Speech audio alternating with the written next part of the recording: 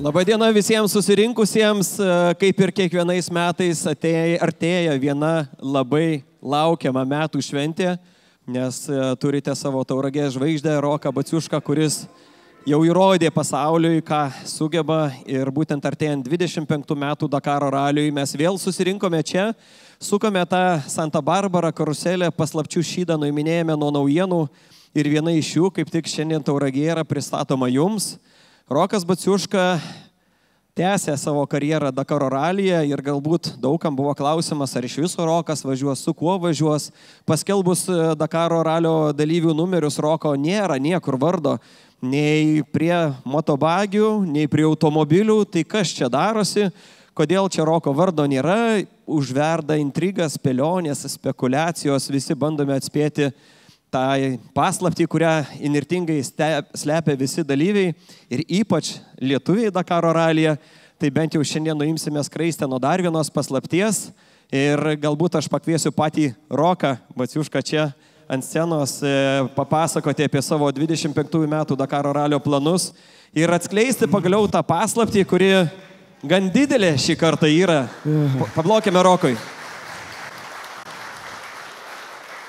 Tai labą dieną, antra valanda, matau, kiek bedarbių yra čia.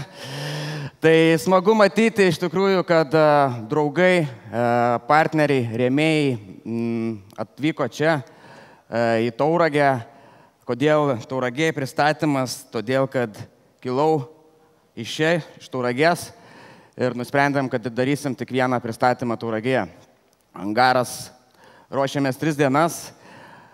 Daug klausimų buvo, su ko dalyvausim, su ko lenktyniausim ir kiek sako žmonės, kiek galima su tais bagiais važinėtis ir taip toliau. Nežinau, gal ir sėsim vėl į bagį, niekas nežino, bet norėčiau tikrai padėkoti, kad susirinkot, gavot kvietimus, atėjot pažiūrėti renginį, tiesiog praleisti gerai ir norėčiau pasakyti, kad labai didelis kelias buvo nueitas, ne vien vairuoti užtenka, bet ir vadybininkų reikia būti, suderinti visus dalykus, tai nėra lengva. Tai norėčiau, kaip sakau, kiekvienam širdingai padėkosiu, manau, kaip po pasirodymo, tai manau, kad galėtume mes daug ką nuveikti ir nuveiksime, tai širdingai dėkojam visiems. Tai galim tada pradėti, iš tikrųjų, manau, važiuojam tada.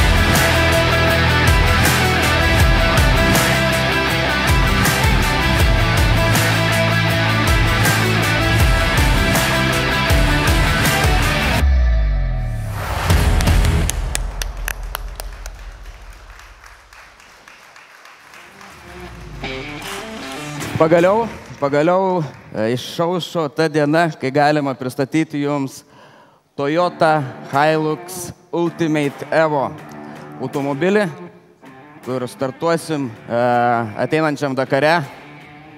Galit pamatyti, kokie ratai, galėsit ateiti iš arčiau pažiūrėti. Tai, kaip sakoma, smagu matyti, mašina atrodo visiškai nauja ir čia jums labiau pakomentuoti, kaip dizainas ir viskas, bet širdį glosto, kad galima pamatyti tokį daiktą Tauragėje čia. Tai vienareikšmiškai dėkingas esu visiems, iš tikrųjų, kad atėjot, dar kartą padėkosiu, bet trumpai papasakosiu apie automobilį. Šiausia klasė. kur šiemet tikrai bus konkurencija didelė. Yra tada Dacijas, visi legendos važiuosim vienoje klasėje ir manau, kad bus nelengva. Tikslai visą laiką aukščiausiai yra. Pirmas Dakaras, manau, kad reikia su automobiliu. Tikslas, aišku, laimėti yra, bet būkim realistais, tai top 10, manau, būtų neblogai. Bet manau, kad bus labai fainai ir viskas gerai. Tai manau, galima pakviesti tave ateiti. Norėsim asmeniškai padėkoti savo rėmėjams, įteikti dovanėlių. Tai galime užeiti. Taip, dabar ant scenos norėsime pakviesti ir tuos, kurie stipriai prisidėjo prie Roko svajonės ir galimybės toliau rodyti savo aukščiausią klasę Dakaro ralyje, kurie galės grožėtis jo pasirodymu. Ir žinoma, Dakaro ralis nebūtų, Dakaro ralis nei Roko nebūtų be GBI kompanijos ir Roko tėčio Giedriaus Baciuškos. Todėl prašome ant scenos, didžiausia padėka jums.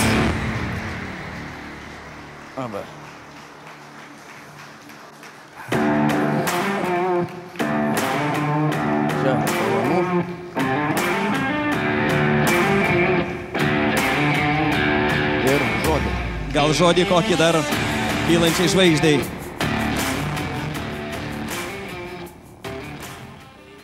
Ačiū labai už čempionišką dovaną.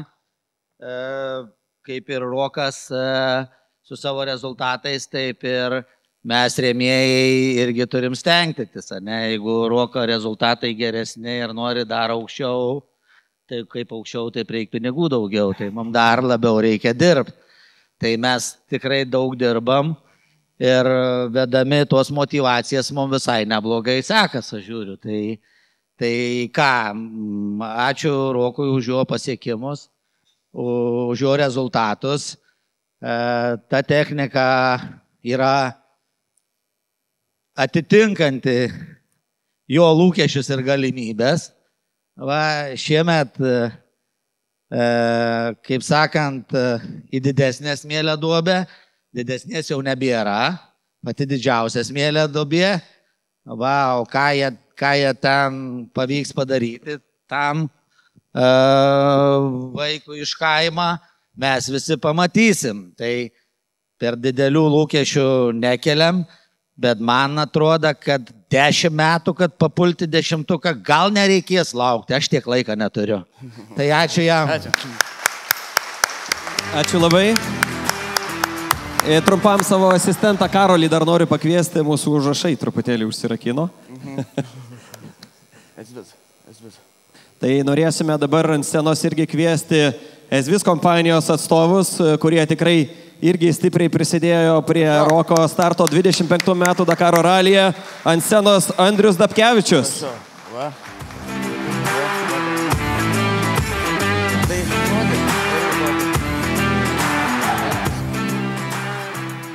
Sveiki, esu Andrius iš SVIS.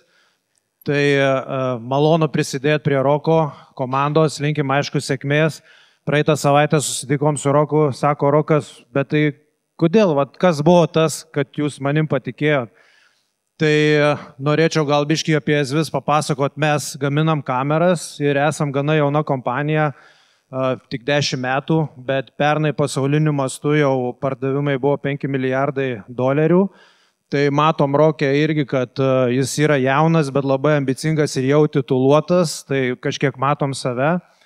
Taip pat matom tą profesionalų požiūrį, kur realiai ir mes tą profesionalų požiūrį kultivuojam. Nu ir taip pat atrodo, kad Rokas yra kaip vienas atletas, individualus sportininkas, bet žinom, kad yra visa didelė komanda, ambicinga, norinčių Rokui padėti, tiek, kaip Rokas sakė, tiek sportinė prasme, tiek vadybinė. Tai mes irgi gale dienos, kai nusiperkat SVIS kamerą, matot kamerą, bet žinom, kokia komanda prisidėjo prie to, kad tą kamerą padaryti. Tai matom ir tame kažkiek savęs. Tai, kaip sakyt, labai sufitino tos Roko savybės ir požiūris su mūsų savybėm. dėl to nusprendėm prisidėti prie Roko komandos, nu ir sėkmės tau. Ačiū.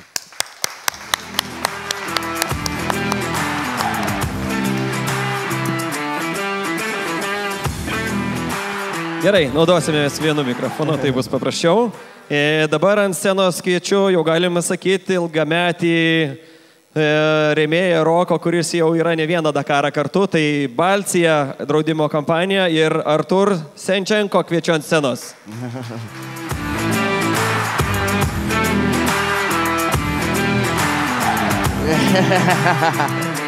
Prašau. Ir žodį. Žodžiu.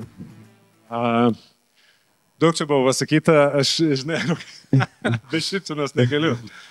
Mes labai gerą santykį, man atrodo, išvystėm per tą laikotarpį ir, Rokai, aš norėčiau tikrai širdingai tau padėkoti ir palinkėti tau sėkmės. Matau, kad gyvenime savo, ne viską darai savo rankomis.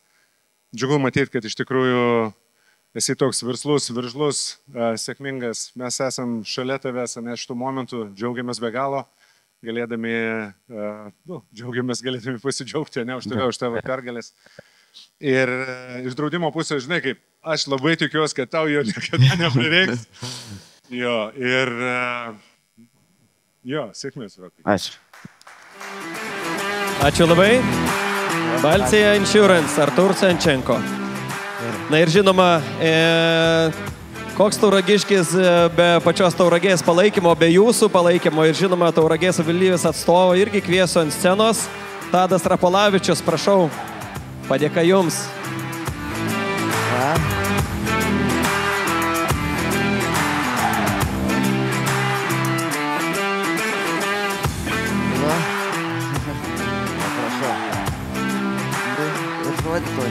Vis tiek.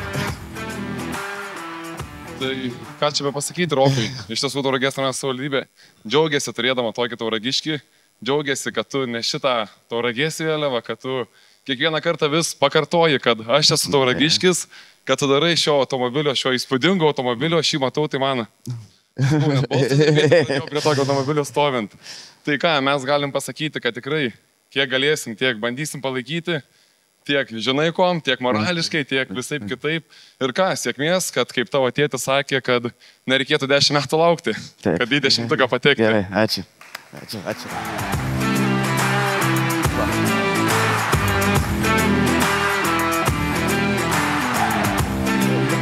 Ačiū Tauragės atstovui ir kitas ne ką mažesnis partneris yra nešiojimas ant kepuraitės logotipas, kuris lydi Roką jau daug metų irgi, tai yra Red Bull ir kviečiu Povilą Veilandą.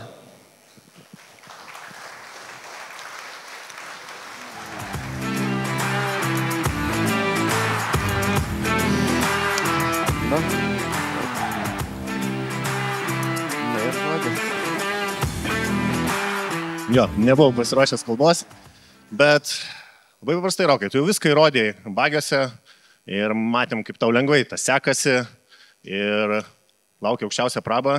Manau, kad esi ne ką labiau nusipelnęs ir ten, taip ant aukščiausio podimo ir manau, kad čia tau nieko nereikia įrodinėti, tiesiog važiuosi ten ir parodys, ką mokė geriausiai. Ačiū. Red Bull suteiks jums sparnus. Gal dėl to Rokas taip gerai pasirodo kiekvienam Dakaro ralyje, nes to Red Bullio turbūt netrūksta. Ir dar kviečiu EDS kompanijos atstovą Tomą Svidinską. Jūs irgi labai stipriai prisidedate prie Roko pasirodymo varžybose ir artėjančiam Dakaro ralyje besiruošiant. Ačiū Jums. Ačiū.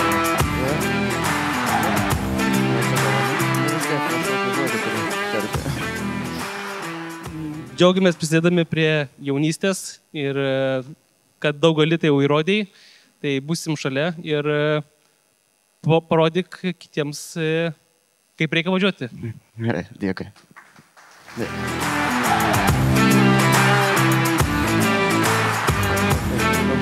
Ačiū visiems partneriams ir vakarėlis dar tikrai nesibaigė, Rokai, ne? Ne, tikrai nesibaigė. Mėgaukitės maistu, galėsit ateiti arčiau automobilio. Širdingai noriu padėkoti visiems ir mažiem rėmėjam, kurie prisideda. Tai ačiū Jums ir džiaugiamės partneriam, viską. Ir norėtume bendrą partnerių nuotrauką pasidaryti, jeigu galima, ateikit tada visi, pasidarysim, kur gavo dovanų, pasidarysim tada bendrą nuotrauką. Tai ateikit tada. Tai prašom prie automobilio, nes tai vis tiek yra esminis pagrindinis šių metų akcentas Dakaro ralyje. Ir 25 metų sausio mėnesį išvysime jau jį T1 Plus Ultimate klasės starto linijoje. Šiemet motobagiai lieka be lietuvių, nei SSV, nei Challenger kategorijoje nebus nei vieno lietuviško ekipažo. Šiemet fokusuosimės į motociklus, automobilius, kurių klasėje net 4 lietuviški ekipažai ir tuo pačiu sunkvežimių klasėje važiuojantis vienas iš Lietuvos ekipažų. Ir noriu priminti visiems, kad nuo sausio mėnesio 3 dienos TV6 eteryje startuoja Dakaro ralio apžvalgos 8 val. Vakare. Kviesimės jūs įsijungti į televizijos kanalus, o 11 val. Jūsų lauks Dakarorama su didesniais akcentais dienos, su daugiau įžvalgų į lietuvių pasirodymą ir žinoma į didesnį fokusą duosime Rokui, nes Rokas yra nenuginčiamai viena didžiausių Lietuvos Dakaro ralio žvaigždžių ir būtent su šia nauja technika tikrai lauksime įspūdingo jo pasirodymo, laukia tikrai įspūdinga kova, nes daug jaunų perspektyvių sportininkų taip pat iš Challenger klasės perėjo į T1 Plus kategoriją, taip kad Rokas tikrai nesilieka ir būtent su šiuo Toyota T1 Plus Ultimate Evo automobiliu stengsis parodyti kuo aukščiausią klasę. Taigi, prašau visus vaišintis, Rokas yra čia, griebkit už parankės, kviečiu prie senelės, prie automobilio, galbūt pasidaryti atsiminimui nuotrauką. Vakaras tik įsibėgėja. Ačiū visiems atvykusiems ir kviečiu arčiau automobilio, apžiūrėkit šį įspūdingą daiktą.